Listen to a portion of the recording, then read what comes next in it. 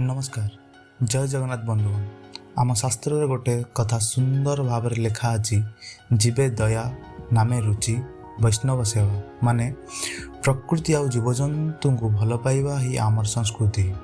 सो नमस्कार welcome back to my channel. आज मु आपण मन को नहीं जीवी इंडिया रो गोटे बेस्ट वाइल्ड लाइफ डेस्टिनेशन को जार नाम है Nehru zoological park Hyderabad. Guys आपण जानते कि नेहरू जूलॉजिकल पार्क 1963 मसीह स्टार्ट होता माने एटा पाखापाखि 60 इयर पुराना 380 एकर रे एटा स्प्रेड होइथिबा लेखा अछि। इंडिया रो वन ऑफ द फास्ट जू जोठी एनिमल्स को केज बदल रे ओपन एनक्लोजर रे रखा जाइथिला।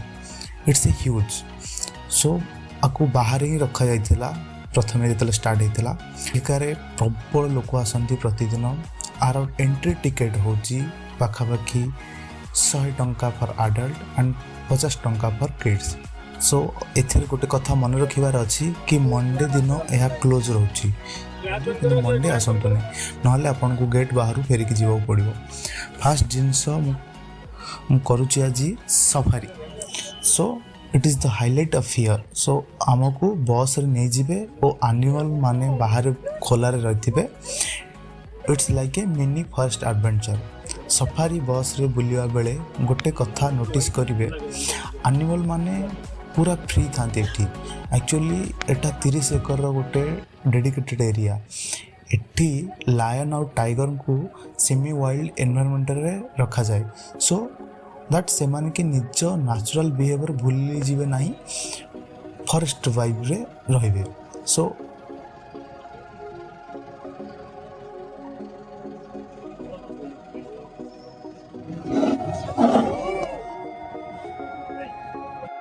आपन लागुछि कि व्हाइट टाइगर गोटे अलग स्पेसीज ना। एक्चुअली एटा गोटे जेनेटिक म्यूटेशन जहा कि लुकीमिया कहा जाए। सो वर्ल्ड रे 10,000 टाइगर भितर गोटे व्हाइट टाइगर जन्म हुए। सो एठी तांको देखिबा माने आपन बहुत लकी देखंतु सेटा गोटे aesthetic lion. So is looking so royal. So एते पाखरु लाइन देखि सीरियसली डिफरेंट फीलिंग आछि। आउ एठी देखिबा bear so cute but equally dangerous. Safari ticket price separate होता है but worth it guys. Safari ticket price आमको 150 टका पड़ता है। So now let's see the royal Bengal tiger India रो प्राइड। सो एटा देखिया बहुत लकी हेल्प पड़ो। नॉर्मली से मैंने दीपर टाइम शुई था but today we are lucky here. It's literally walking right here. Must is not it. So guys गोटे कथा कहूँ this zoo is 380 acres। बादरे बुली बुली एनर्जी सरी जीवो आपको कंप्लीट कर। सो मु सजेस्ट करी कि आपण आसला बेले गोटे बैटरी कार या टॉय ट्रेन नहीं जातु। सो बैटरी कार रो प्राइस रोची 120 टंका। सो आपण माने एक्चुअली बैटरी कार रे जाई परिबे। सो ओपनिंग टाइमिंग रहिबो 8:30।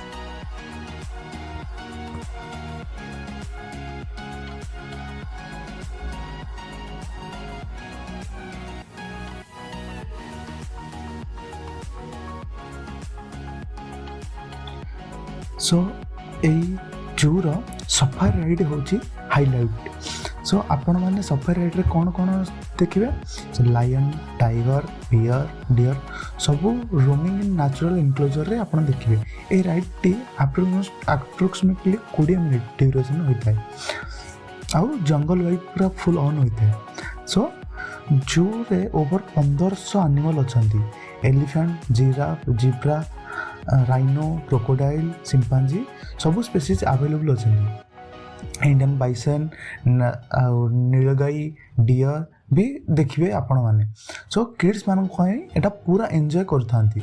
सो आर अलग सेक्शन अच्छी बार सेक्शन। सो तापे आपन राइट साइड जा पड़ो। So bird section is super colourful actually. So एटी जितेबाला जी देखिए पैरट मैंने बोबाउे भेराइटी प्रकार साउंड बाहर करुवे एंड ता पाखे अच्छी एक्वेरियम एंड रेप्टाइल्स सेटा आपन को गेट रु डाहण पटू गले जना पड़ो। सो एक्वेरियम रे कलरफुल फिशेस थाए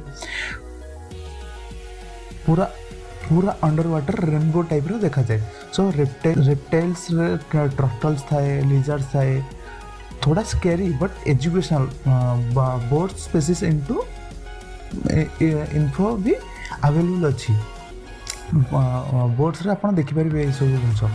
सो जूए toy train ride is super for kids actually battery car available easily आपण माने पाई परिबे।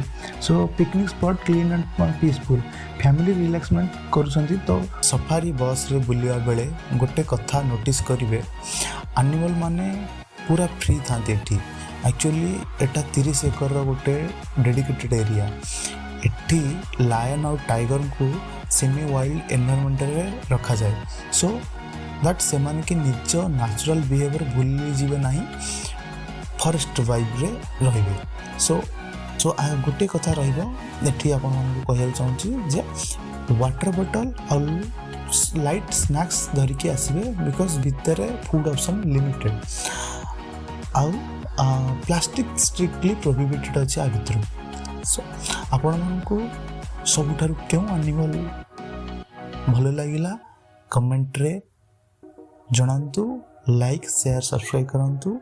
नेक्स्ट ब्लॉग रे देखा हबा। टाटा बाय बाय जय जगन्नाथ।